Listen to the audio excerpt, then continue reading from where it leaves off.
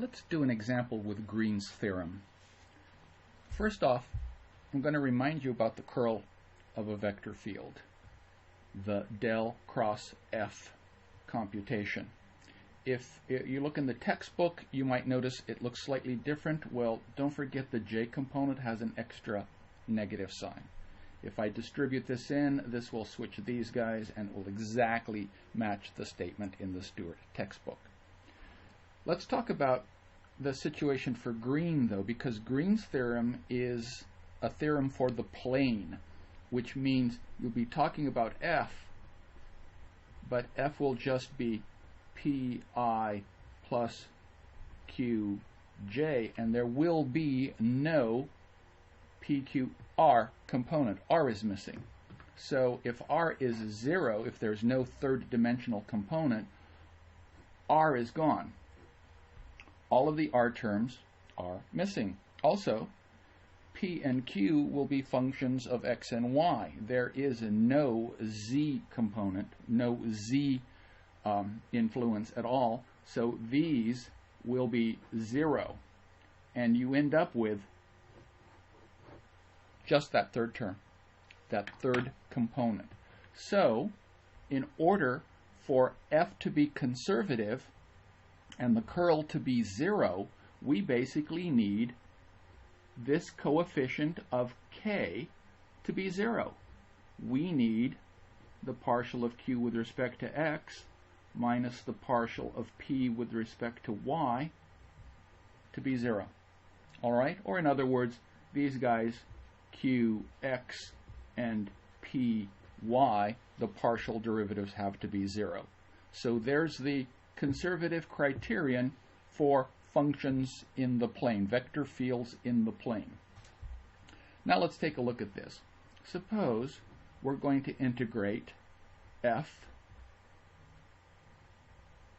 line integral, over a curve, and so we're just looking at p dx plus q dy over this curve. Now here's something interesting about this. If C happens to be a closed curve, which is usually indicated with a little circle, so we're looking at a closed curve C oriented counterclockwise, and it will have some interior region D, some domain. Okay? Now there's one thing we know very well. If f is conservative, the line integral over this closed curve will be 0. But let me tell you where we're going with this. According to Green, Green says the line integral of f with respect to r, or I can write it this way, the traditional line integral notation, it is equal to the double integral over the domain of the partial of q with respect to x minus the partial of p with respect to y, and this is a double integral with respect to area. Automatically, you recognize something.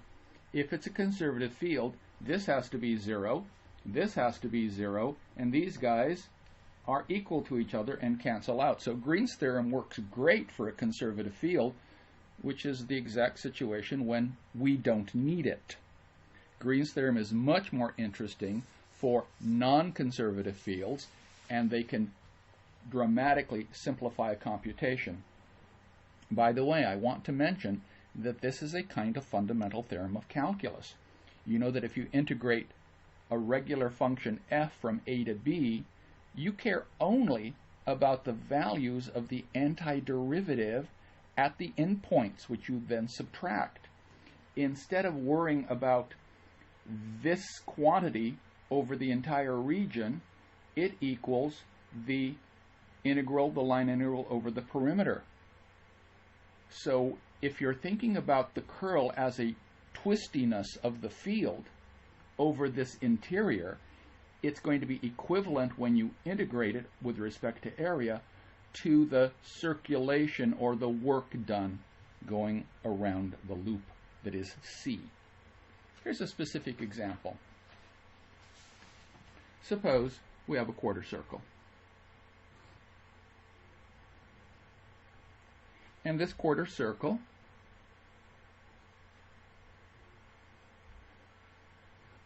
is oriented counterclockwise with a bounding path, and it encloses a domain D, and here's the integral I want to look at. It's the line integral over the closed path, C, of the function x squared minus 2xy dx plus 2x squared plus 3y squared dy. Okay? Now remember, this is P and this is Q. Or if you like the notation that we've used before of f dx plus g dy, because that's also fairly common, then this fellow here is little f and this fellow here is little g. It doesn't really matter which notation you use. I'm going to go ahead and use the f and g notation. So here we go. F is x squared minus 2xy, and g is 2x squared plus 3y squared. If we remember the statement of Green's theorem, we needed two items from Green's theorem. And in fact, what we needed was the partial of f, or p, with respect to y, and the partial of q, or g, depending on what notation you're using, with respect to x. And this happens to be minus 2x. And this one happens to be 4x. Let's go back to the statement of Green's theorem. Green's theorem says if you have the closed loop integral of f dx plus g dy, it's the exact same thing as computing the area integral of partial g partial x minus partial f partial y with respect to area. Okay, let's see what that gets us. Double integral over that quarter disk of, let's see, what's partial g partial x? That's 4x. And we subtract a negative, and that's what we have. We are looking at the double integral over the domain of 6x with respect to area. Now, how you do this, you have lots of choices, and in particular, I am definitely going to do this in polar coordinates. I'm going to go from 0 to pi over 2, and 0 to, I forgot to tell you, the radius of my circle is 4. That kind of helps, because we need that information. 6, let's see, what's x? R cosine theta. And then we need r, dr, d theta. Okay? So here's integral from 0 to pi over 2. We've got r squared. When we integrate r squared, we get r cubed over 3, and we have a 6 right here. So it looks to me like we're going to end up with 2r cubed from 0 to 4, with a cosine left over and a d theta left over. Let's see, 4 cubed is 64, and then we're supposed to double this, okay? So 128. Integrate the cosine. When you integrate the cosine, you get sine from 0 to pi over 2, and the result from plugging in pi over 2 is just going to be 1, so the answer is 128. All right? Before we leave, I'm going to go back